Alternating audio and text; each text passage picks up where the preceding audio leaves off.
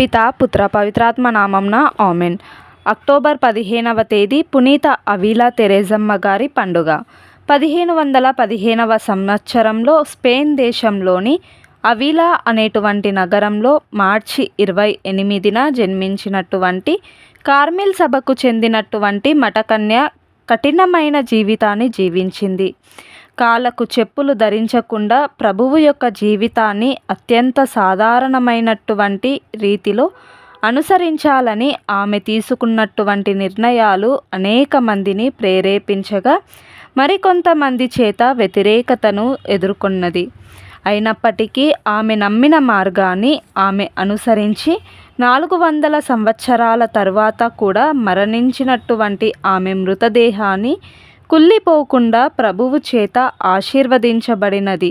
ఇటువంటి గొప్ప పునీతురాలి జీవితం గురించి మనం ఈ వీడియో ద్వారా తెలుసుకుందాం. సామాజిక రాజకీయ అల్లకల్లోలతో ప్రొటెస్టెంట్ విభేదాలు వెలుబిక్కి కథోలిక శ్రీసభలో సంస్కరణ పరం మొదలై ట్రెంట్ మహాసభ జరిగిన 16వ శతాబ్ద కాలంలో అవిలా తెరేజమ్మ గారు జన్మించారు. కార్మెల్ సభ మఠ జీవితంలో కఠినమైన సాంప్రదాయ కట్టుబాట్లను కట్టుదిట్ట ప్రయత్నం చేశారు. కనీసం కాళ్ళకు చెప్పులు కూడా ధరించలేనంత పేదరికాన్ని పాటించాలని ఆచరించి చూపించారు. అవిలా తెరేజమ్మ గారు 16 కాన్వెంట్లను నిర్వహించారు. పురుష మఠ వాసుల కోసం కూడా కార్మెల్ సన్యాస మఠాన్ని నెలకొల్పారు. ప్రొటెస్టెంట్ వాదనలకు సమాధానంతో కథోలిక వేదాంత సిద్ధాంత గ్రంథాలను రచించారు. శ్రీసభ వేదాంత పండితులుగా ప్రకటించబడిన తొలి మహిళ అవిలా తెరేజమ్మ. క్రీస్తునాథుణ్ణి అనుసరించడంలో స్త్రీలైనా పురుషులైనా ఒకటేనని లోకానికి చాటి చెప్పిన వారు వీరే. తెరేజమ్మ గారు పుట్టింది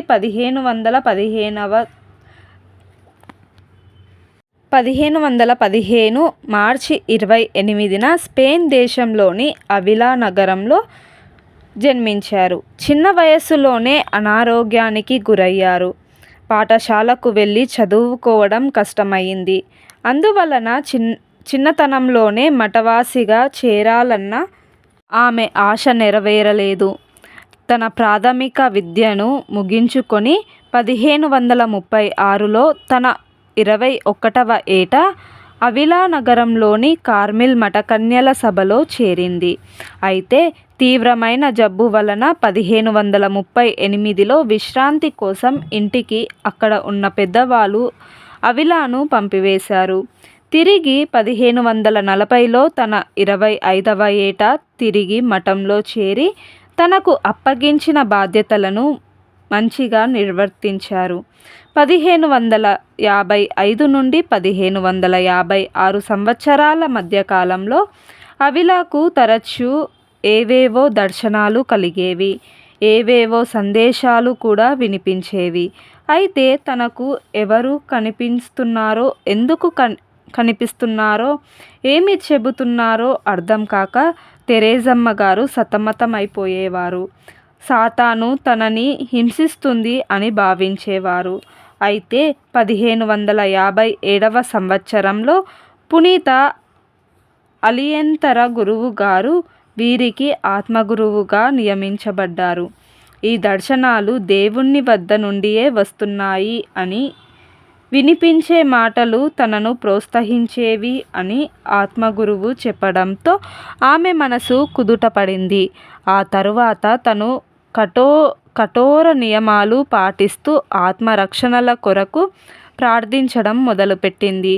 అలాగే మఠవాసులకు కన్యాస్త్రీలకు స్వేచ్ఛ పనికిరాదు అని గట్టి కట్టుబాటులతో నియమము నిష్టగా పాటించాలని బోధించేది. తెరేజా మాటలు కొందరికి నచ్చాయి, మరికొందరికి ఆమె నచ్చలేదు. దానితో ఆమె తన మఠంలో సంస్కరణలకు నడుము కట్టి శ్రేయోభిలాషులు కాదన్నా వినకుండా 1562లో తన అనుచరులతో కలిసి పునీత యోసేపు కాన్వెంటును నియమించారు. ఆ తరువాత 1567లో కార్మెల్ మఠ జ్ఞాన మార్గ చూపరి అయిన ఫాదర్ రుబేయో గారి అనుమతితో మరో 16 చోట్ల కాన్వెంట్లను నెలకొల్పారు. అలా తెరేజమ్మ గారు రెండవ కాన్వెంటును మెడినో దెల్ కెనోపో అనే చోట ప్రారంభించేటప్పుడు అక్కడ ఉన్న పునీత జాన్ ఆఫ్ ది క్రాస్తో పరిచయం ఏర్పడింది. ఆ తరువాత తెరేజమ్మ గారు పురుషుల కోసం కూడా గట్టి కట్టుబాటులతో ఒక కార్మెల్ మతాన్ని 1568లో దిర్వే పట్టణంలో ప్రారంభించి త్వరలోనే మరికొన్ని పురుషుల మఠాలను స్థాపించారు. అవిలా తెరేజమ్మ మఠంలో ఉన్నప్పుడు ఏకాంత ప్రార్థనలో నిమగ్నమై ఉండేవారు. కార్మెల్ సభను సమూలంగా సంస్కరించాలనే పట్టుదలతో వారు స్పెయిన్ దేశం నలుమూలలో తిరిగి తన భావాలను పలుమాటలతో ప్రసారం చేసేవారు. వీరి కఠిన నియమాలను అంగీకరించలేని కన్యాస్త్రీలు ఒక వ్యతిరేక వర్గంగా తయారై 1575లో పియాసెంజ నగరంలో జరిగిన కార్మెల్ మఠ సర్వసభ్య మహాసభలో తమ అభ్యంతరాలను గట్టిగా వినిపించారు. 1580లో 13వ గ్రెగోరీ పాప్ గారు పాదరక్షలు కూడా ధరించరాదని చెప్పారు. ఈ 5 సంవత్సరాల కాలంలో తెరేజా పలు ఆధ్యాత్మిక గ్రంథాలను రచించారు. ఆ తరువాత అవిలా తెరేజమ్మ గారు 60వ ఏట 1582 అక్టోబర్ 15వ తేదీన చివరిగా దివ్య సప్రసాదం స్వీకరించి పరలోకం ప్రాప్తి చెందారు. వీరిని 1622లో 15వ గ్రెగోరీ పాప్ గారు పునీతురాలిగా ప్రకటించగా 1570లో 6వ